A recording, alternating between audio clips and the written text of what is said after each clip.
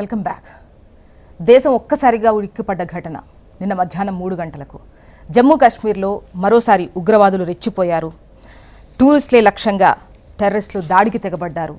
2 విదేశీయులతో సహా మొత్తం 28 మంది, 26 మంది మన దేశీయులు చనిపోయారు. ఈ దాడిలో 20 మంది తీవ్రంగా గాయపడ్డట్లుగా తెలుస్తోంది. ఈ దాడికి మేమే కారణం అంటూ పాకిస్తాన్కు చెందినటువంటి లష్కరే తోయిబా అనుబంధ సంస్థ ది రెసిస్టెంట్ ఫ్రంట్ ప్రకటించిన విషయం మనకు తెలిసిందే. ఇంత అమానవీయ ఘటనకు పాల్పడడానికి ఏంటి, ఇంత దారుణానికి ఒడిగట్టాల్సినటువంటి అవసరం ఏంటి? ఎంత అమానవీయ ఘటన! దేశం మొత్తం ఈ ఘటనకు సంబంధించి నిజం చెప్పాలంటే మాట్లాడడానికి మాటలు రానటువంటి పరిస్థితి. ఎందుకు ఇలా మాట్లాడదాం? గెస్టులు కూడా రెడీగా ఉన్నారు. కైలాష్ నేత గారు, టీపీసీసీ ప్రధాన కార్యదర్శి, అమర్నాథ్ గారు, బీజేపీ అధికార ప్రతినిధి, వీరయ్య గారు, ప్రముఖ విశ్లేషకులు, రెహమాన్ గారు, సీనియర్ జర్నలిస్ట్. నమస్తే అండి, welcome to the debate. Good morning. నమస్కారం. గుడ్ మార్నింగ్ అండి. కైలాష్ నేత గారు, ముందుగా దీనికి సంబంధించి నేను పెద్దగా క్వశ్చన్ కూడా ఏం అడగాలని అనుకోవట్లేదు. అవును, ఎంత దారుణమైనటువంటి అడిగి మరి మీ పేరేంటి, మీ మతం ఏంటి అని అడిగి మరి కాల్చి, కొంతమంది మమ్మల్ని కూడా, అంటే వాళ్ళని కోల్పోయిన వాళ్ళు మమ్మల్ని కూడా కాల్చేయండి అని అంటే దేశానికి చెప్పడానికి లేకపోతే మోదీకి చెప్పడానికి మీరు ఉండాలి అని వదిలేయడం అంటే ఏంటి? ఇంత ధైర్యం ఎక్కడి నుండి వచ్చింది? ముందుగా ప్యానల్లో ఉన్న అందరికీ కూడా నమస్కారం, ప్రేక్షకులకు నమస్కారం. మేడం, హృదయ విదారకమైనటువంటి సంఘటనలు, అమానవీయమైనటువంటి సంఘటనలు నిరంతరం కాశ్మీర్లో జరుగుతూ అంటే గతం నుంచి మనం చూస్తూనే ఉన్నాం. అంటే ఏ సంఘటన వెనుక కూడా ప్రత్యక్షంగా పరోక్షంగా 100% పాకిస్తాన్. దీనికి కారణం జమ్మూ కాశ్మీర్ యొక్క అంశం మీద వాళ్ళు దీన్ని అంతర్జాతీయం చేయడం ద్వారా దేశంలో అలజడి సృష్టించడం, అశాంతిని సృష్టించడం, పేద లేదా మామూలుగా వ్యాపారాలు తీసుకునేటువంటి వాళ్ళ మీద దాడులు జరుగుతున్నాయి. మీకు తెలుసు, అమర్నాథ్ యాత్రికుల మీద గతంలో ఎన్నో సంఘటనలు జరిగినాయి. పుల్వామా, పఠాన్కోట్, ఆ తర్వాత సైనికులు తీసుకుని వెళ్తున్నటువంటి ఆయుధాల మీద దాడులు జరగడం, ఇవన్నీ కనుక చూస్తే పాకిస్తాన్ ఎప్పుడైతే కాశ్మీర్ భారతదేశంలో అంతర్భాగం అయిపోయిన తర్వాత ఆక్రోశం, సో తద్వారా దేశం ప్రజల మధ్య ఒక మత విభజన తీసుకుని రావడం ద్వారా, ఒక వర్గాన్ని రెచ్చగొట్టడం ద్వారా అశాంతిని నెలకొల్పడానికి ఏదైతే డబ్బులు కానీ వాళ్ళకి సంబంధించినటువంటి ఆయుధాలు కానీ సప్లై చేస్తూ వచ్చింది. దాంట్లో లష్కర్ తోయిబా, జైషే మహమ్మద్ అనేకమైనటువంటి ఉగ్రవాద సంస్థలున్నాయి. దాన్ని చిన్నాభిన్నం చేస్తూనే ఉంది భారత దళాలు, భారతదేశంలో ఇంటెలిజెన్స్ వ్యవస్థ అన్నీ చేస్తున్నప్పటికి కూడా వారిలో ఏదైతే అసహనం, అంటే మాకు కాశ్మీర్ దక్కలేదన్నటువంటి కోపంతో పాటు ఈ కాశ్మీర్ని పూర్తిగా సంపూర్ణంగా భారతదేశంలో ఇవాళ మనం ప్రజలందరం కూడా ఒక రకంగా దాన్ని ముందుకు తీసుకెళ్తున్నాం. కానీ వాళ్ళకి ఏముందంటే ఇది మాది అనేటువంటి భావన ఇంకా ఆ ప్రజలలో నూరిపోసి వారికి ఆయుధాలు సప్లై, డబ్బులు సప్లై ఇవన్నీ చేస్తున్నారు. అంతర్జాతీయంగా వారిని ఏకాకి చేయగలిగినాం. ఉగ్ర సంస్థల్ని కూడా మొత్తం నిషేధ జాబితాలో పెట్టించగలిగి, తర్వాత అమెరికా లాంటి ఏదైతే పెద్ద రాజ్యాంగం ఉన్నటువంటి వాళ్ళు కూడా దీన్ని ఉగ్రవాద సంస్థగా చిత్రీకరించడంలో మనం సక్సెస్ అయినాం. వారికి వచ్చేటువంటి డబ్బులు కానీ, వారికి వచ్చేటువంటి ఏదైతే తెర వెనుక మద్దతు ఏదైతే ఉందో దీన్ని వ్యతిరేకించిన కానించి వాళ్ళలో ఒక రకమైనటువంటి భావన తీసుకొచ్చి సో దేశంలో అలజడి సృష్టించి భారతదేశాన్ని చిన్నాభిన్నం చేయడం. ఎందుకంటే ఇప్పటికే ఆ దేశం అడక్క తినే పరిస్థితులు ఉన్నది, ఆర్థికంగా చిన్నాభిన్నమైంది, ఉపాధి లేదు, మరోపక్క కరువు ఛాయలు ఆ దేశంలో ఉన్నాయి. అంటే టోటల్గా వాళ్ళు ఒక చైనా మీద ఆధారపడి లేదా మరే ఇతర దేశాల మీద ఆధారపడి బతికేటువంటి దౌర్భాగ్యమైన స్థితిలో ఉండడం వల్ల వాళ్ళు ఇవాళ కాశ్మీర్లో అలజడి సృష్టించి ఈ దేశాన్ని చిన్నాభిన్నం చేయాలనేటువంటి ఆలోచన ఏదైతుందో ఇది దేశ ప్రజలు ఖచ్చితంగా తిప్పి కొడతారు. ఎందుకంటే జరిగినటువంటి సంఘటన ఏదైతుందో ఇది దేశ ప్రజల్ని మరింత అంటే ఐక్యతను సూచిస్తుంది. ఇందులో రాజకీయ పార్టీలు కానీ, కులాలు కానీ, మతాలు కానీ మనం దీన్ని పూర్తిగా దేశమంతా కూడా వారి యొక్క మరణకాండని ఖండిస్తూ దేశాన్ని ఐక్యత వైపు తీసుకువెళ్ళాల్సినటువంటి బాధ్యత అంటే భారతీయులుగా మా బాధ్యత, మీ బాధ్యత, అందరి బాధ్యత. ఇందులో రాజకీయాలకు కానీ, పార్టీలకు కానీ, ప్రభుత్వాలను కానీ నేను ఇప్పుడు సరైన సమయం కాదు. ఎందుకంటే ఇది విమర్శకు చేయడం ద్వారా మన లోపాన్ని మనం చేసుకునే వాళ్ళంగా అవుతుంది. కాబట్టి మనందరం కూడా ఈ దేశ పౌరులుగా పాకిస్తాన్ యొక్క ఉగ్రవాదుల యొక్క లష్కర్ తోయిబా అనుబంధ సంస్థని ఏదైతే చేసిందో దాన్ని ఖండించాలి. వారిని అందరినీ కూడా ఎక్కడికక్కడగా భారత ప్రభుత్వం మరి తుదముట్టించి మరి వారిని అందరినీ కూడా అణిచివేసేసి దేశంలో శాంతి నెలకొల్పాల్సినటువంటి బాధ్యత మన యొక్క భారత ప్రభుత్వాన్ని. అంతేవిధంగా ఇది ఒక మానవ మృగాలు చేసినటువంటి ఒక దాడిగా మనం అందరం భావించాలి. రక్తానికి మరిగినటువంటి ఏదైతే జంతువులు ఆ రకంగా ఈ దేశంలో మొత్తం పూర్తిగా అంటే ఉన్మాదం వైపు వెళ్ళిరు. ఏంది మతాన్ని కూడా అడుగుతున్నారు అంటే దీన్ని అర్థం చేసుకోవాల్సింది ఏంది, ఒక పిరికి పందల చర్య. ఇప్పుడే ఈ దేశము ఐక్యత లేదండి, వందల సంవత్సరాల నుంచి కూడా ఐక్యత కొనసాగిస్తుంది. డెఫినెట్గా ఇలాంటి సంఘటనలతోటి ఈ దేశం కుంగిపోదు. మన యొక్క ఐక్యతని, భిన్నత్వంలో ఏకత్వాన్ని, అన్ని కులాలు అన్ని మతాలు ఖచ్చితంగా ఈ యొక్క పాకిస్తాన్ యొక్క ఏదైతే దుశ్చర్య ఉందో దీన్ని ఖండించాలి. చనిపోయినటువంటి కుటుంబాలకు ఆత్మశాంతి చేకూర్చాలని నేను భగవంతుని కోరుకుంటూ 100% ఉగ్రమూకల చర్యని తుదముట్టించాలని విజ్ఞప్తి చేస్తున్నా. అమర్నాథ్ గారు, ఈ చర్యను ఖండించడానికి నిజంగా కూడా మాటలు రావట్లేదు. దారుణమైనటువంటి ఘటన. గతంలో దాడులు చూసాము, ఈసారి మరి రెచ్చగొట్టేటువంటి విధంగా, మాకేం భయం లేదు అని చెప్పే విధంగా వాళ్ళు చేసినటువంటి చర్యలు, వాళ్ళు మాట్లాడినటువంటి మాటలు, ఒక విధంగా చెప్పాలంటే ఇస్లామిక్ ధర్మోక్తికి సంబంధించి చదవాలి, చదవకపోతే కాల్ చేసినటువంటి ఘటన కావచ్చు, లేదంటే దేశానికి చెప్పమనడం కావచ్చు. అసలు ఏం చెప్దామనుకుంటున్నారు? మొదటగా మన ప్యానెల్లోని మిత్రులందరికీ నమస్కారం, అట్లాగే మీకు ప్రేక్షకులు. ఇటువంటి సంఘటనలు జరిగినప్పుడే దేశం యొక్క ఐక్యత, దేశ ప్రజల యొక్క స్థిరమైన బలం కనబడాల్సిన అక్కర ఉన్నది. నేను మాట్లాడుతుంటేనే నాకు అల్లనీళ్ళు వస్తున్నాయి. ఎందుకంటే వాళ్ళందరూ కామన్ అమాయకమైన టూరిస్టులు. దానిలో నాకు తెలిసిన ఒక పర్సన్ కూడా ఉన్నాడు. వాళ్ళు ఎంత దారుణంగా అక్కడ అంటే నిన్న రాత్రి ఒక వ్యక్తితో, అక్కడ లైవ్ లో ఉన్న వ్యక్తితో నేను ఫోన్లో మాట్లాడడం జరిగింది. ఎంత అది వింటుంటేనే ఇట్లా అంటే ఏడుపు ఆగదు మనం. అంటే just because they are common innocent pilgrims. అక్కడికి వెళ్ళి అమర్నాథ్ యాత్ర కోసము ముందు 4 రోజుల ముందు బుకింగ్ చేసుకోవాలని అక్కడికి వెళ్ళిన వాళ్ళు, లేకుంటే ఆ లోయలో వెళ్ళి హానిమూన్ కోసం వెళ్ళిన ఒక ఆఫీసర్, 26 ఏళ్ల పిల్లడు, అతన్ని నీ మతం ఏంది అని చెప్పి ఆ ఐడి కార్డు చూసి, ఆ పేరు చూసి దాన్ని చంపడం అంటే ఎంత దారుణమైన విషయం. అంటే ఈరోజు భారతదేశము మనం ఎంత బలంగా ఉన్నామో నిరూపించవలసిన సమయం వచ్చింది. ఎందుకంటే పాకిస్తాన్ నా కొడుకులందరినీ కూడా, ఎవడైతే ఈ ఉగ్రవాదాన్ని, ఎవడైతే ఇట్లాంటి టెర్రరిస్ట్ అటాక్స్ ను ఏమాత్రం సపోర్ట్ చేసిన ఎవడైనా, వాడు కాళోజీ గారు అన్నట్టు ఇక్కడ లోకల్లో ఉన్నా సరే, వాడు బయట నుంచి సపోర్ట్ చేస్తున్నా సరే, వాడిని తరిమి కొట్టాల్సిన అక్కర ఉంది. ఎందుకంటే ఇటువంటి సమయాలలో మనం అసలు అంటే ఎట్లా రియాక్ట్ కావాలో, ఏం మాట్లాడాలో కూడా అసలు తోస్తలేదు మెదడుకు. సో ఇటువంటి చర్యలు 100కు 100% ఈరోజు, ఎందుకంటే దీనికి ఒక ఈ చర్యలు వాళ్ళు చేయడానికి ఒక ఫండమెంటల్ రీజన్స్ కూడా వాళ్ళు చెప్తున్నారు. మోడీ గారు భారతదేశంలో లేకపోవడము, అట్లాగే అమర్నాథ్ యాత్రకు ఈ సంవత్సరము గత 45-50 సంవత్సరాల్లో ఎన్నడూ లేనన్ని అప్లికేషన్స్, అక్కడికి వెళ్ళడానికి యాత్రికుల యొక్క సంఖ్య చాలా పెరగడము, గతంలో ఎన్నడూ లేనంతగా సంఖ్య రావడము, యూత్ ఎస్పెషల్లీ యువకులు చాలా మంది వస్తున్నారు. ఇలాంటి విషయాలన్నీ గమనించి దీని యొక్క అంటే భారతదేశ సమాజాన్ని, హిందూ సమాజం యొక్క ఆ వెన్ను విరిచాలి, వాళ్ళ మానసిక ధైర్యాన్ని తగ్గించాలి, భయపడబెట్టాలి. ఈ రోజు మొత్తం చూడండి, అక్కడ లాస్ట్ 3 సంవత్సరాల నుంచి హైయెస్ట్ టూరిజం జమ్మూ కాశ్మీర్లో, పెహల్గాం కావచ్చు, కశ్మీర్ మన శ్రీనగర్ కావచ్చు, అనంతనాగ్ జిల్లాలో 60% పోలింగ్ జరిగిందండి. ఎన్నడూ లేదు.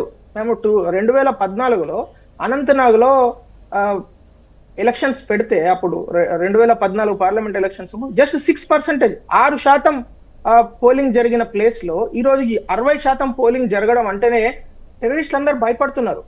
అసలు టెర్రరిజం చేయాలంటే ఇంత ప్రజల నుంచి ఏమాత్రం సపోర్ట్ రావట్లేదు, అక్కడ ఉన్న కామన్ పీపుల్ నుంచి సపోర్ట్ రావట్లేదు. సో ఆ బార్డర్ అవతల నుంచి పీఓకేలో ఉన్న కొంతమంది పాకెట్స్ లో ఉన్న వాళ్ళను, ఆ తర్వాత పాకిస్తాన్ లో ఉన్న కొంతమంది ఉగ్రవాదులు, వీళ్ళందరూ కలిసి ఇక్కడికి వచ్చి ఇప్పుడు అంటే ఇప్పటి వరకు చదువుతున్న మీడియాలో వస్తున్న కథనాల ప్రకారము వాళ్ళందరూ కూడా బార్డర్ దాటి వచ్చారు అని చెప్తున్నారు.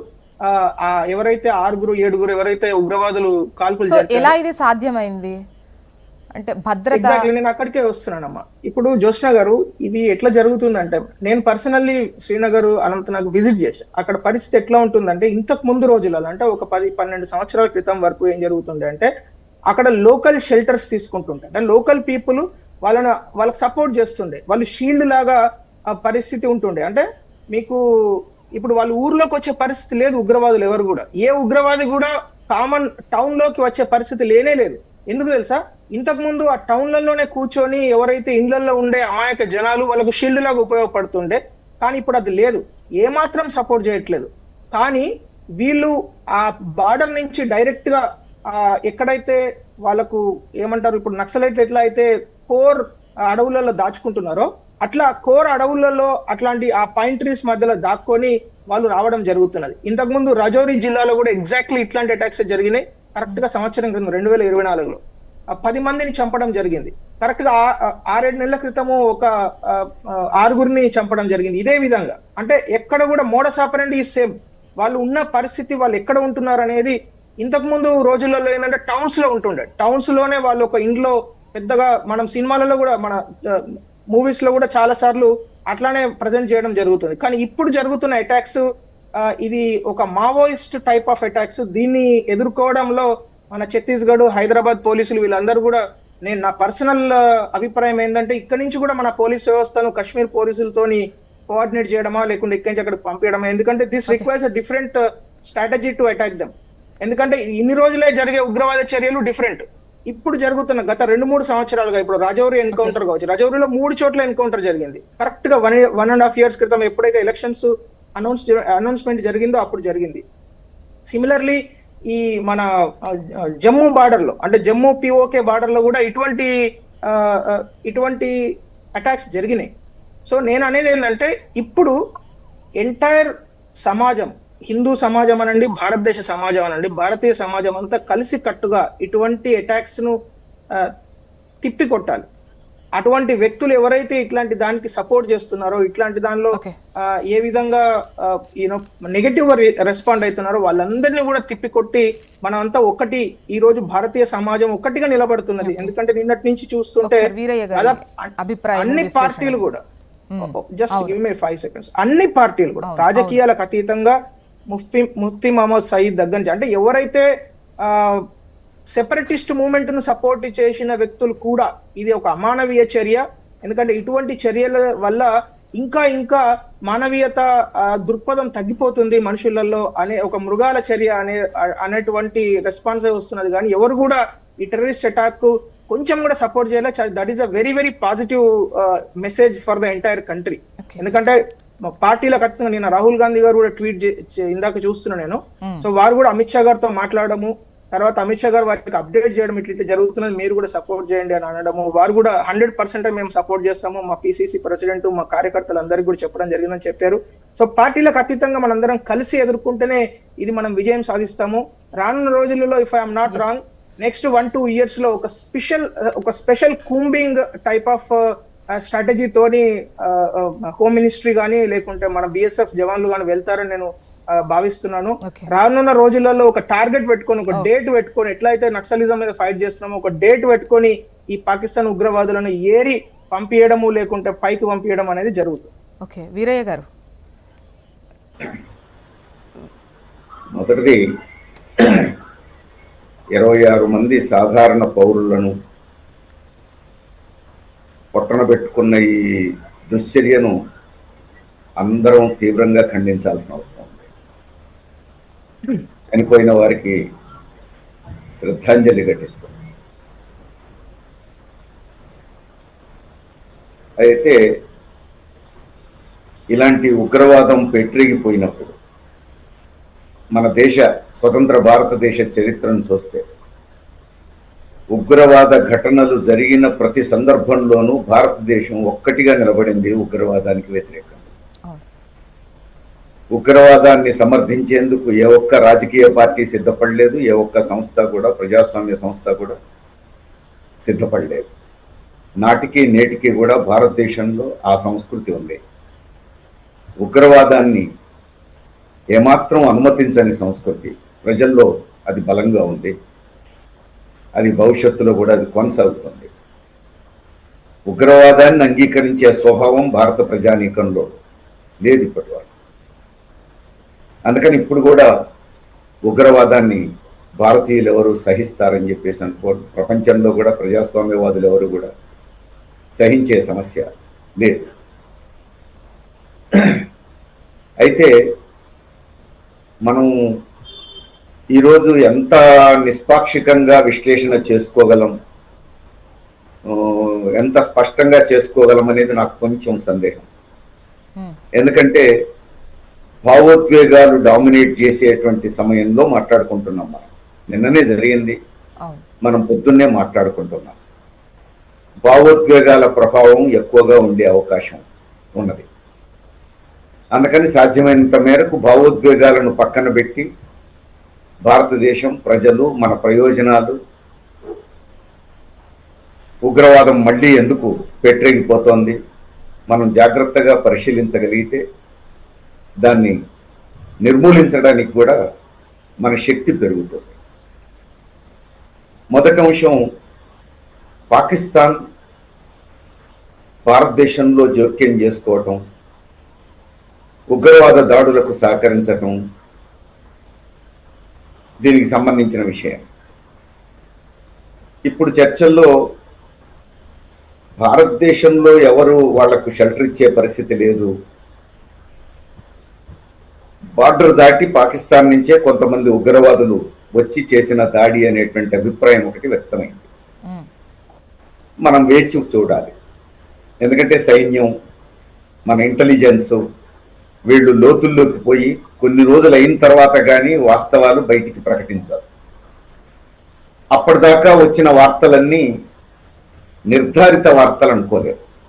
ఎందుకంటే కేంద్ర ప్రభుత్వం కానీ, ఇంటెలిజెన్స్ కానీ, సైన్యానికి సంబంధించినటువంటి గూఢచారులు కానీ ఇలాంటి సందర్భాల్లో గంటల్లోనే విషయాలన్నీ బయటికి చెప్పరు, సహజంగానే భద్రత ప్రయోజనాల రీత్యా కూడా. అందుకని 4 రోజులు గడిస్తే కానీ మనకు ఫ్యాక్ట్స్ బయటికి రావు. బయట నుంచి వచ్చిన వాళ్ళే చేశారా, లోపల కూడా వారికి ఏమైనా మద్దతు లభించిందా, ఈ విషయాలు ఇప్పుడే నిర్ధారణకు రాలేదు. పేపర్లలో, మీడియాలో వచ్చే వార్తలను బట్టి లేదా మనకు ఉన్నటువంటి అభిప్రాయాల్ని, అంచనాల్ని బట్టి నిర్ధారణకు రాలేదు. ఇక తర్వాత అంశం, పాకిస్తాన్ నుంచి ఉగ్రవాదులను పంపించి భారతదేశంలో సమస్యను సృష్టించడం, దాడులు చేయటం ఇది కొత్త కాదు. అట్నుంచి ఉగ్రవాదులు వచ్చి దాడి చేసిన ఘటనలు ఉన్నాయి. కాశ్మీర్ ప్రజల్లోనే వారికి బలమైనటువంటి డెన్స్ ఏర్పడ్డ సందర్భాలు కూడా ఉన్నాయి. ఏం చేసినా, ఎట్లా చేసినా ఒకటి మాత్రం మనకు చరిత్రలో స్పష్టం, పాకిస్తాన్ బయట నుంచి దాడి చేసి గెలిచిన సందర్భం లేదు ఇంతవరకు స్వతంత్ర భారతదేశ చరిత్రలో. ఉమ్, పాకిస్తాన్ శక్తి, భారతదేశం శక్తి పోల్చుకున్నప్పుడు పాకిస్తాన్ బయట నుంచి దాడి చేసి భారతదేశాన్ని ఇరుకున పెట్టగలదు, ఓడించగలదు అనుకుంటే అది పొరపాటు అంచనా అవుతుంది. అంత శక్తి పాకిస్తాన్కు లేదు. ఇప్పటి వరకు అట్లా దాడి చేసిన ప్రతి సందర్భంలోనూ పాకిస్తాన్ ఓడిపోయింది. ఢిల్లీలో ఏ పార్టీ అధికారంలో ఉన్నది అనే దాంతో నిమిత్తం లేకుండా. ఎందుకంటే భారతదేశ సైనిక సంపద అలాంటిది, భారతదేశ ప్రజానీకం స్పందన కూడా అలాంటిది.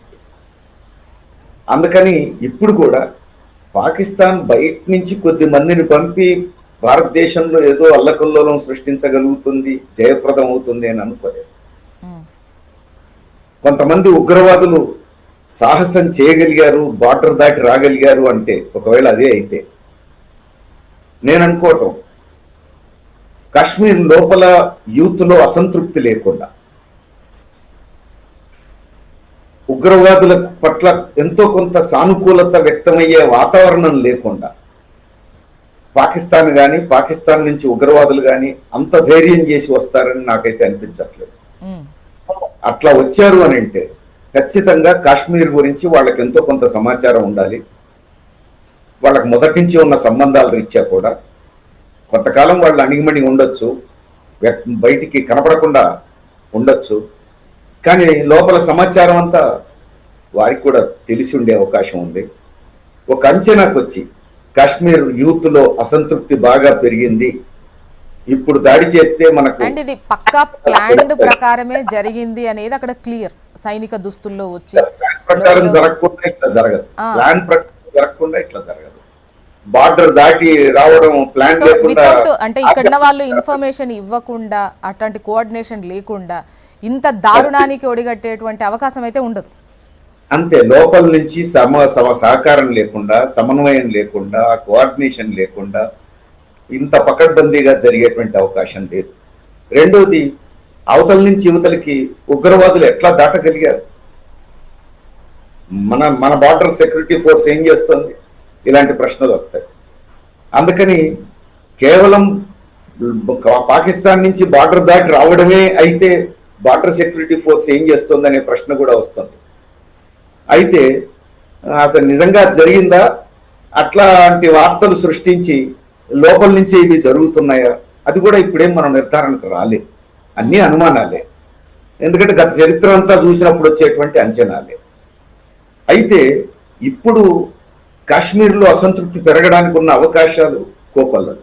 ఎందుకంటే కాశ్మీరు ముక్కలు చేయబడ్డది, ఉన్నట్టుండి అప్రజాస్వామికంగా ముక్కలు చేయబడ్డది. నెలల తరబడి మిలిటరీ ఉక్కు పాదాల కింద నలిపివేయబడింది. ఇంటర్నెట్ సౌకర్యం కూడా లేకుండా ఇటు భారతదేశ చెందిన రాజకీయ నాయకులు కూడా కాశ్మీర్ వైపు పోయే అవకాశం లేకుండా అటు నుంచి ఇటు ఎవరు ఇటు రాకుండా జరిగిన సందర్భాలు ఉన్నాయి. మొత్తం నెలల తరబడి అలాంటి ఆంక్షలు కొనసాగినాయి. మొత్తం కాశ్మీరు ఒక సుదీర్ఘకాలపు జైల్లాగా నడిచినటువంటి పరిస్థితి మనం చూసాం. ఈ మొత్తం నేపథ్యంలో అప్పుడే ప్రజాస్వామ్యవాదులు చాలా మంది చెప్పారు, తాత్కాలికంగా మీరు అణిచివేయవచ్చు ఇలాంటి అప్రజాస్వామిక చర్యల ద్వారా.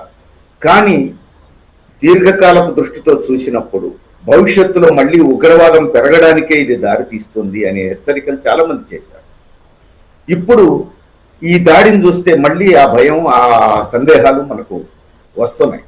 అందుకని కాశ్మీర్లో ఉన్న యువత వాళ్ళు ఎదుర్కొనేటువంటి నిరుద్యోగ సమస్య, లేకపోతే ప్రజాస్వామ్య వాతావరణం, ధరల సమస్య, సాధారణ ప్రజలు ఎదుర్కొనేటువంటి సమస్యలు ఇవన్నీ అడ్రస్ చేయడం ద్వారా ప్రజాస్వామ్య ఏం చెప్పాలనుకుంటున్నారు మేడం?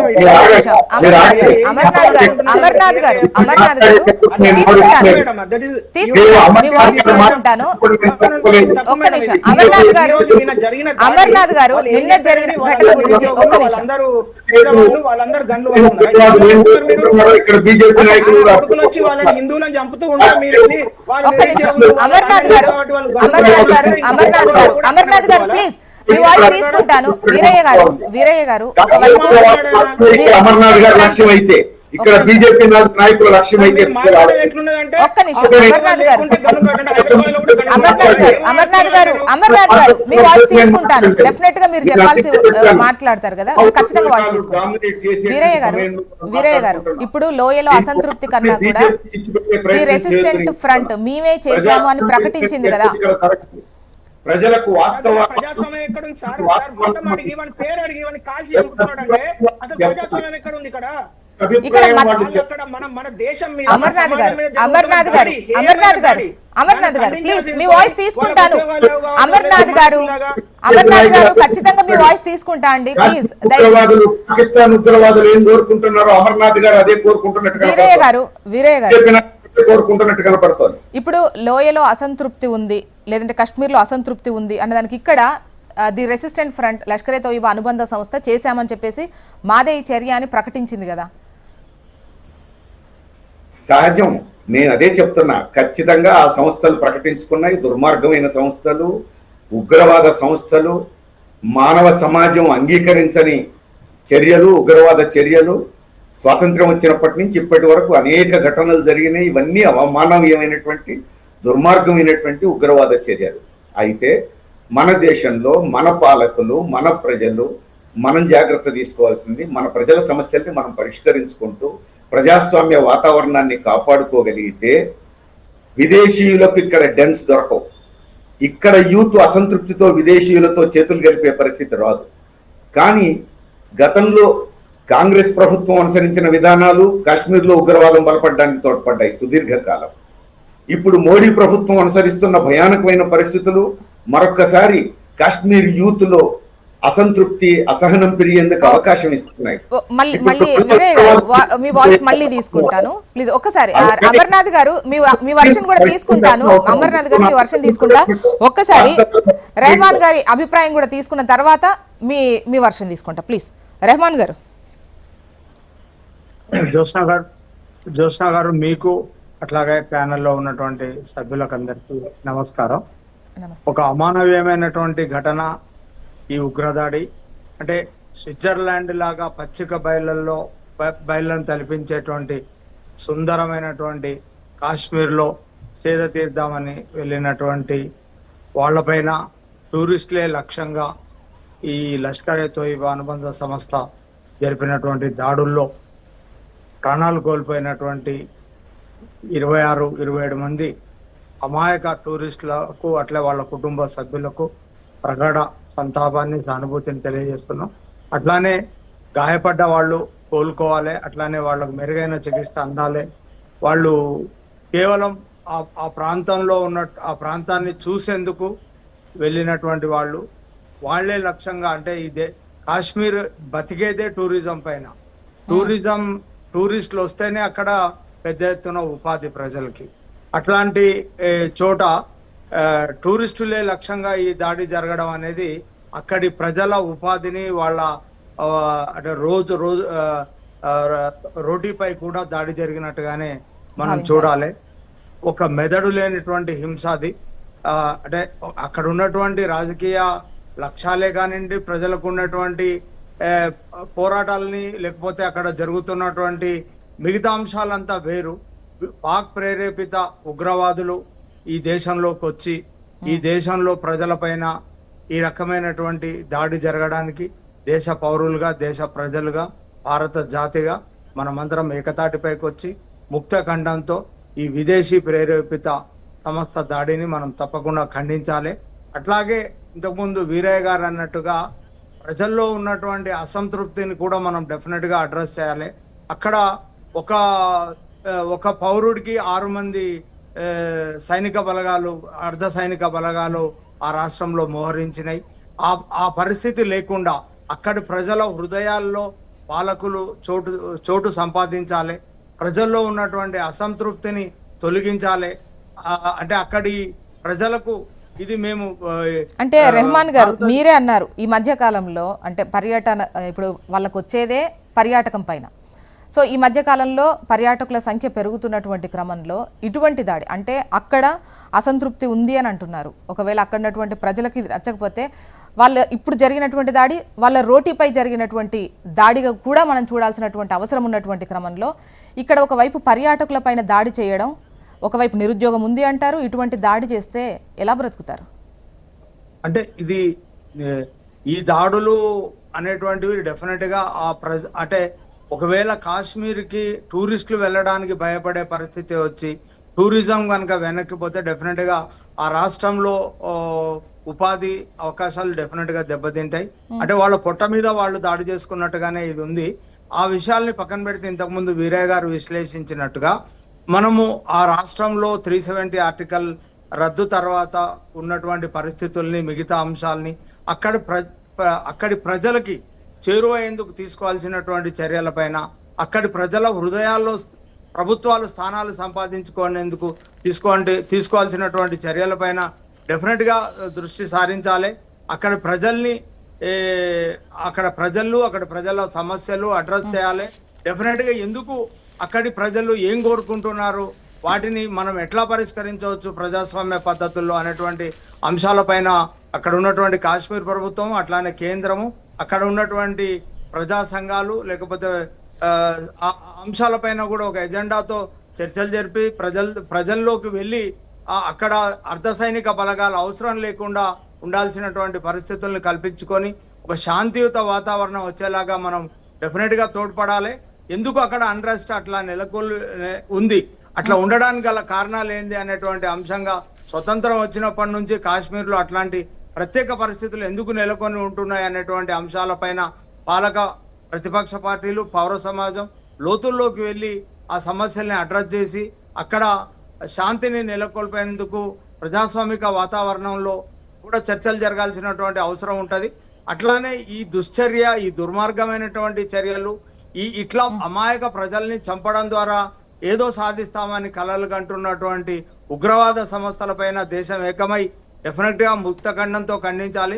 అట్లాంటి చర్యలకు పౌర సమాజంలో ఎక్కడ స్థానం లభించకుండా చూడాల్సినటువంటి బాధ్యత దేశంలోని అన్ని రాజకీయ పార్టీలు, పౌరులపైన, మేధావులపైన, ప్రతి ఒక్కరిపైన ఉంది. అంటే ఈ మెదడు లేనటువంటి ఈ హింస ద్వారా అమాయకులను మెదడు టూరిస్టులను లేకపోవడం చంపడం కాదు, ద్వారా క్రూరమైనటువంటి ఆలోచనలతో కూడినటువంటి బ్రెయిన్స్ అవి. అది మామూలు విషయం కాదండి, అది మామూలు విషయం కాదంటే రక్తాన్ని రుచి మెరిగినటువంటి ఒక క్రూర జంతువులు, పులులు కంటే హీనంగా జరిగినటువంటి దాడి, అమాయకులు లక్ష్యంగా అంటే ఆ ప్రాంతాన్ని చూడడానికి వచ్చినటువంటి అమాయక ప్రజలపైనటువంటి జరిగినటువంటి దాడిని ఖండించడానికి మాటలు రావట్లేదు. నిజానికి ఇది అమానుషమైనటువంటి ఘటన. ఇంతకుముందు బీజేపీ మిత్రులు అంటే మావోయిస్టుల దాడులు అట్లానే కాశ్మీర్ పాక్ ప్రేరేపిత టెర్రరిస్టుల దాడుల్ని పోల్చారు. రెండు వేరు అండి. ఇది దేశంలో ఈ భూస్వామ్య వ్యవస్థకు వ్యతిరేకంగా, ఫ్యూడల్ వ్యవస్థకు వ్యతిరేకంగా వచ్చినటువంటి సైద్ధాంతిక పునాదులపైన జరుగుతున్నటువంటి పోరాటాన్ని రెహమాన్ గారు అంటే ఆలోచన పరంగా రెండు ఒకటైపు అని చెప్పలేదు. దాడి చేసినటువంటి విధానం అడవుల నుంచి రావడము, చెయ్యడము అన్నటువంటి ఉద్దేశంతో చెప్పినటువంటి పోలిక అనుకుంటున్నాను నేను. నాకు అలా అర్థమైంది. పోలిక కరెక్ట్ కాదనేది. అంటే అమాయక ప్రజలపైన లేకపోతే ప్రజలే లక్ష్యంగా వాళ్ళు ఎప్పుడు దాడులు చేయలేదు. మనం అట్లాంటి మెసేజ్ కూడా ఇవ్వద్దు. అది వేరు, ఇది వేరు. వాటికి వీటికి చాలా తేడా ఉంది దాని, కాబట్టి దానికి దీనికి పోలిక లేదు. ఎలా వస్తున్నారు, ఎలా దాక్కుంటున్నారు, ఎలా బయటకు వచ్చి దాడులు చేస్తున్నారు అన్న దాని వాళ్ళు వచ్చిన విధానం గురించి చెప్పినటువంటిది. కానీ ఓకే కావచ్చు. అంటే నేను అంటే ఇప్పుడు ఏ రకంగా వాళ్ళు దేశంలోకి వచ్చినా అంటే పాక్ ప్రేరేపిత ఉగ్రవాదుల చర్య కాశ్మీర్ ప్రజలకు, కాశ్మీర్ లో ఉన్నటువంటి రాజకీయ పార్టీలకు, కాశ్మీర్ లో రాజకీయ అంశాల పైన ఏదైనా పోరాడేటువంటి సంస్థలను కూడా ఇట్లాంటి దాడులు నైతికంగా దెబ్బతీస్తాయి. ఇట్లాంటి దాడుల ద్వారా వాళ్ళు ఏం సాధించేది ఉండదు, లేదా ప్రజల మద్దతు కూడా పొందేది ఉండదు. ఇట్లాంటి హింసకు అంటే అమాయక ప్రజల పైన జరిగేటువంటి ఇట్లాంటి హింసకు భారత ఇంత దారుణమైనటువంటి పొజిషన్లు ఇప్పుడు పాకిస్తాన్ ఖచ్చితంగా బయట నుంచి యుద్ధం చేసిన టైంలో వీరయ్య గారు అన్నట్టు ఎప్పుడు గెలిచినటువంటి ఇది చరిత్రలో లేదు, ఇక ఉండే అవకాశం కూడా లేదు, అసలు పోలిక కూడా లేదు నిజం చెప్పాలి అని అంటే. పోల్చుకున్నా కూడా వాళ్ళకు ఊహకు కూడా అందనటువంటి విషయం. సో ఇటువంటి అల్లకల్లలో సృష్టించడానికే పదే ట్రై చేస్తున్నారు. కానీ స్టిల్ ఇప్పటికీ వాళ్ళ దేశం ఏ ఆర్థికంగా కావచ్చు, మిగతా ఏ పరిస్థితుల్లో చూసినా కూడా ఎంత దిగజారినటువంటి సిచ్యువేషన్లో ఉంది. అయినా కూడా ఎందుకు ఇటువంటివి వాటిని పురికొల్పి ప్రపంచం ముందు ఎందుకు దోషిగా నిలబడేటువంటి అవకాశాన్ని కొని తెచ్చుకుంటుంది అనేది స్టిల్ అర్థం కాదు. ఏం ఎక్స్పెక్ట్ చేస్తుంది భారతదేశం నుంచి అనేది కూడా ఇక్కడ చర్చించుకోవాలి. కమ్ బ్యాక్ కైలాష్ గారు, అంటే ఇంతకుముందు మాట్లాడుకున్నట్టు ఖచ్చితంగా డైరెక్ట్గా ఢీకొంటే ఎట్టి పరిస్థితుల్లో నిలబడలేనటువంటి సిచ్యువేషన్లో పాక్ ఉంది. ఈ క్రమంలో ఉగ్రవాదులను ఈ విధంగా ఉసికొల్పడం, భారతదేశంలో ఈ విధమైనటువంటి ఆందోళనకర పరిస్థితులు క్రియేట్ చేయడం, వర్గాల మధ్య విద్వేషాలు రెచ్చగొట్టడం, దీనివల్ల అంటే ఏం ఎక్స్పెక్ట్ చేస్తోంది? దీనివల్ల ఒక విధంగా చెప్పాలంటే ప్రపంచం ముందు దోషిగా నిలబడేటువంటి ఆస్కారం ఉంటుంది పాకిస్తాన్. ఇంకా భారతదేశం నుండి ఎక్స్పెక్ట్ చేస్తున్నది ఏమైనా ఉందా? అండ్ ఈ 370 ఆర్టికల్ రద్దు తర్వాత జరిగిన అతిపెద్ద ఉగ్రదాడిది. అంతకు ముందు పరిస్థితులు ఏంటి? 370 ఆర్టికల్ రద్దు తర్వాత నెలకొన్న పరిస్థితులు మీ దృష్టిలో ఎట్లా ఉన్నాయి అది చెప్పండి. మేడం, పాకిస్తాన్ మొదటి నుంచి కూడా కుయుక్తులని, వాళ్ళకు ఉన్నటువంటి అవకాశాలను, అవి మతం రూపంలో కావచ్చు, లేకపోతే ఉగ్రవాదం రూపంలో కావచ్చు, ఉగ్రవాదులకు ఆర్థిక సాయం లేదా ఆయుధాలు అందించడం, వాళ్ళు ఏ విధంగా ప్రయత్నించినా భారతదేశాన్ని విచ్ఛిన్నం చేయడం లేదా విధ్వంసం చేయడంలో వైఫల్యం చెందారు. కాబట్టి ప్రపంచం ముందు దోషిగా నిలబడి వారికి ప్రపంచవ్యాప్తంగా ఉన్నటువంటి సహాయ సహకారాలు కూడా కోల్పోయారు. అన్నిటికీ మించి ఇది 140 కోట్ల మంది ప్రజల ఐక్యతను సూచిస్తుంది. ఈ సంఘటన ఈ దేశం ఎన్నడూ కూడా ఒక మతానికో, ఒక కులానికో, ఒక వర్గానికో, ఒక భాషకో, ఒక రాష్ట్రానికో చెందింది కాదు. ఇది వసుదైక కుటుంబం. భిన్నత్వంలో ఏకత్వంగా నిలబడుతూనే భిన్న వైరుధ్యాలు ఉంటాయి. ఈ దేశంలో సిద్ధాంతాలు నిలబడతాయి, కులాలు ఉంటాయి, వర్గాలు ఉంటాయి, అన్నీ ఉంటాయి. కానీ దేశం కాడికి వచ్చేసరికి చివరిగా ఇది భారతదేశం, ఈ భారతదేశాన్ని కాపాడుకోవాలన్నటువంటి అది హిందువా, ముస్లిమా, క్రైస్తవుల, బౌద్ధుల ఎవరైనా కావచ్చు, డెఫినెట్గా దేశానికి అండగా నిలబడతారు. ఇవి దయచేసి నేను ఒక్కటే మనవి చేస్తున్నా, ప్యానల్ ఉన్న మనందరం కూడా ఇవాళ ఈ దేశం పైన, ఆత్మ పైన జరిగినటువంటి దాడిగానే చూద్దాం. మనకు రాజకీయాల అవకాశం వచ్చినప్పుడు రాజకీయాల గురించి మాట్లాడదాం. కానీ పాకిస్తాన్ ప్రేరేపిత ఉగ్రవాదులు ఇవాళ ఈ దేశంలోకి రాగలిగిరంటే అనేక మంది అమాయకులు, పేదలు, మధ్యతరగతి వర్గాలని వాళ్ళు టార్గెట్ చేసుకొని డబ్బులు ఆశ చూపించి ఈ ఒక ఛాందస్సవాదం వైపు తీసుకుపోవడం ద్వారా వాళ్ళ మతాన్ని ఏదో విస్తరిస్తున్నామనే భావన అనేటువంటి ప్రజల్లో అంటే అది కాశ్మీర్లో కావచ్చు, మరొక చాట కావచ్చు, హైదరాబాద్లో బాంబ్ బ్లాస్ట్ కావచ్చు, ఎక్కడైనా కావచ్చు, వాళ్ళ లక్ష్యం ఏంది? భారతదేశంలో అలజడి సృష్టించాలా, అభివృద్ధి చెందుతున్నటువంటి ఈ దేశాన్ని ముందుకు పోనీయకుండా ఇది ప్రపంచవ్యాప్తంగా కీర్తి ప్రతిష్టలు తెచ్చుకున్నటువంటి భారతదేశాన్ని ముక్కలు ముక్కలుగా చేయడం లక్ష్యంగా కనబడుతుంది. వారి యొక్క కళలు ఎన్నటికీ నెరవేరకపోగా పాకిస్తాన్ ఇప్పటికే పేదరికంతో, రెండో విషయం ఆ దేశంలో 80% వాళ్ళందరూ కూడా పనులు చేసుకొని తర్వాత ఉన్నత విద్యను చదువుకున్నటువంటి వాళ్ళు చాలామంది ఉన్నారు. ఇంకొక పక్క బెలూచిస్తాన్ అనేటువంటి ఒక ప్రత్యేకమైనటువంటి దేశం కావాలని ఆ దేశంలోనే తగలబడి ఉన్నది. వారు ఇవాళ ఈ దేశం మీద దాడి చేసి ఈ దేశ ప్రజల్ని విచ్ఛిన్నం చేయాలా? ఎందుకంటే వాడు ఇప్పటికే అప్పుల్లో కూరుకుపోయినరు. తర్వాత పిండి లేనటువంటి పరిస్థితి, పక్కనే ఇరాక్లో ఉన్నటువంటి పెట్రోల్ కూడా 300 తెచ్చుకునేటువంటి దౌర్భాగ్యమైన స్థితిలో పాకిస్తాన్ ఉన్నది. అంటే ఆ దేశ పాలకులు ఒక కాశ్మీర్ అనేటువంటి అంశాన్ని చూపించి ఆ దేశంలో ఓట్లు కొనగట్టడం జరుగుతుంది. రాజకీయ ప్రక్రియ. ప్రతిసారి ఏ పాలకుడు వస్తాడు కాశ్మీర్ గురించే మాట్లాడతాడు, ఏ పాలకుడు వస్తాడు మా అంతర్భాగం అని మాట్లాడతాడు. మరి వాడికి డైరెక్ట్ గా యుద్ధం చేసి గెలవగలిగే శక్తి ఉన్నదా? తునకలు అవుతుంది పాకిస్తాన్. ఒక్క రోజులో భారతదేశం కనుక మరి యుద్ధం చేస్తే 100% పాకిస్తాన్ తునకలు అవుతుంది. కానీ భారతదేశం ఎందుకు సమయం పాటిస్తుంది? కాబట్టి ఇవాళ ఇటువంటి వాటిని కూడా మనం 100% ఈ దేశ పౌరులుగా ఈ దేశంలో ఉండబడేటువంటి వాళ్ళందరూ కూడా నెత్తునడుతున్నటువంటి ఈ సంఘటనని మనందరం ఖండిస్తాం. 100% ఈ దేశం ఈ ఉగ్రవాదానికి ఈ యొక్క నెత్తురు ఒడ్డుతున్నటువంటి ఈ ఉగ్ర చర్యల్ని ముక్తఖండంతో ఖండిద్దాం. ఈ దేశం అందరం అమర్నాథ్ గారు, ఇక్కడ క్లియర్ గా మతం అన్నటువంటి ఆలోచన ప్రస్ఫుటంగా కనిపిస్తోంది. అది ఏ మతమైనా కావచ్చు, మతం మత్తు తలకెక్కితే ఎంతటి దుశ్చర్యకైనా పాల్పడతారు. ఇక్కడ జరిగినటువంటి ఘటనలు కావచ్చు, ప్రొజెక్ట్ అవుతున్నటువంటి వీడియోస్ కావచ్చు, చాలా దారుణంగా ఉన్నటువంటి పరిస్థితి. అండ్ ఇంతకుముందు మాట్లాడుకున్నట్టు లోయలో కనుక అక్కడ అసంతృప్తి లేకుండా, వాళ్ళ సపోర్ట్ లేకుండా ఇంత దారుణానికి వాళ్ళు ఒడిగట్టేటువంటి అవకాశం కావచ్చు, వాళ్ళు ఒడిగట్టినా కూడా అది సక్సెస్ అయ్యేటువంటి అవకాశం చాలా తక్కువ ఉంటుంది. బట్ ఇక్కడ పరిస్థితి ఆ విధంగా లేదు. అక్కడ అసంతృప్తి ఉంది అన్నటువంటి మాటలు, విమర్శలు ఖచ్చితంగా ఫేస్ చేయాల్సినటువంటి సిచ్యువేషన్.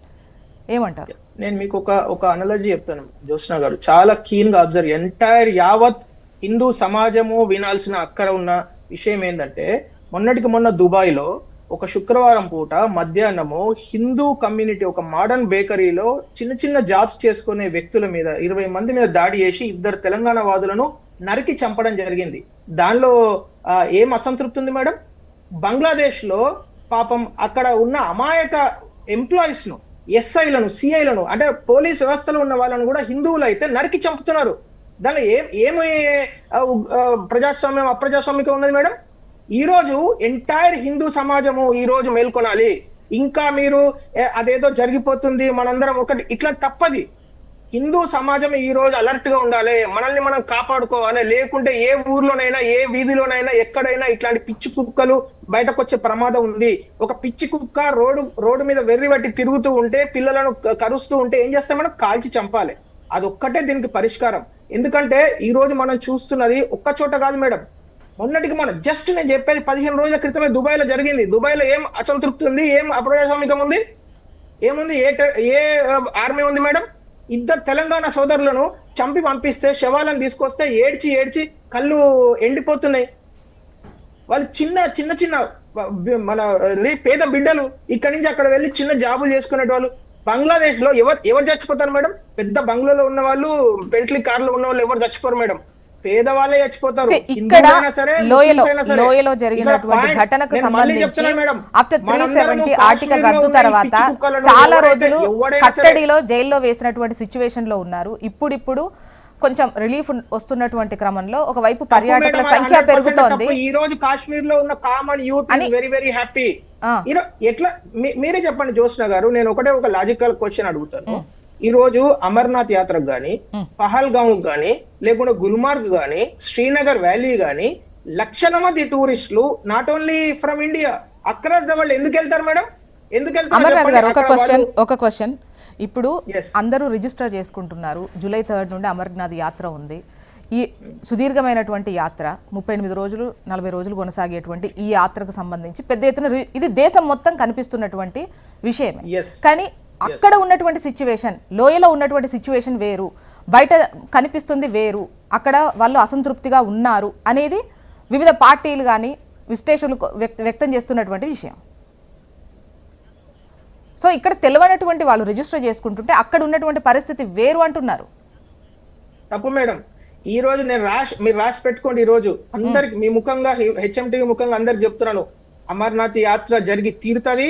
ఇట్లాంటి పిచ్చి కుక్కలను ఏ విధంగా ఏరిపారాయనో భారతదేశ బిఎస్ఎఫ్ కానీ ఆర్మీకి కానీ తెలుసు. వాళ్ళను ఏ విధంగా ఏరివేయాలో ఏరివేస్తారు. ఎవడు కూడా గన్ను పట్టుకుంటే వాడిని చంపి పడేస్తాడు అనే విషయం వానికి భయం అనేది కలుగుతుంది. ఒకవైపు ఒకే ఒక మార్గం మేడం. జ్యోత్స్న గారు ప్లీజ్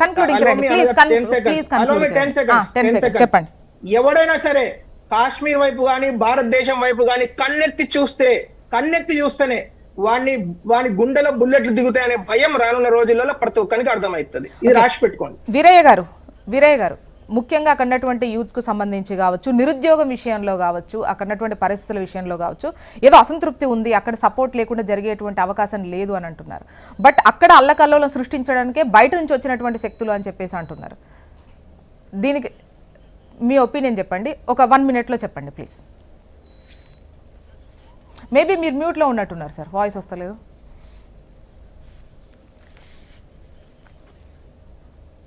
మ్యూట్ లో ఉన్నారు వీరయ్య సార్ మీరు మ్యూట్ లో ఉన్నారు. వీరయ్య గారు ఉగ్రవాదాన్ని మించిన దుర్మార్గం ఇంకొకటి లేదు.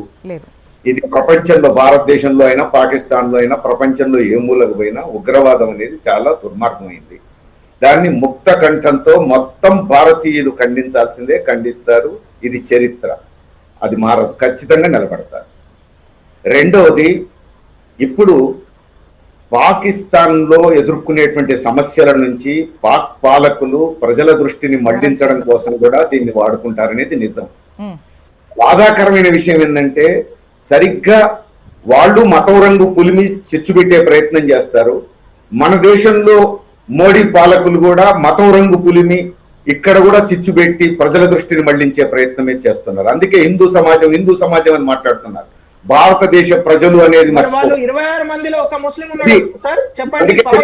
అదే సమయంలో ఒక్క నిమిషం అమర్నాథ్ గారు 1 to 1 వద్దు, మనకు సమయం అయిపోతుంది. ఇద్దరు మాట్లాడుకుంటే పూర్తి టైం రాదు. అమర్నాథ్ గారు ఒక్క నిమిషం. వీరయ్య గారు అక్కడ క్లియర్ గా మీ మతం ఏంటి అని అడిగి మరీ చేశారు అన్నప్పుడు ఒక్క నిమిషం అమర్నాథ్ గారు ప్లీజ్ దయచేసి ప్రజల్లోకి వెళ్ళాలా వద్దా మాట్లాడే విషయాలు, ప్రజల్లోకి వెళ్ళాలి అంటే ఇద్దరు ఒకసారి మాట్లాడద్దు. అండ్ వీరయ్య గారు ఇక్కడ క్లియర్ గా మీ మతం ఏంటి అని అడిగి కాల్చి పడేసినప్పుడు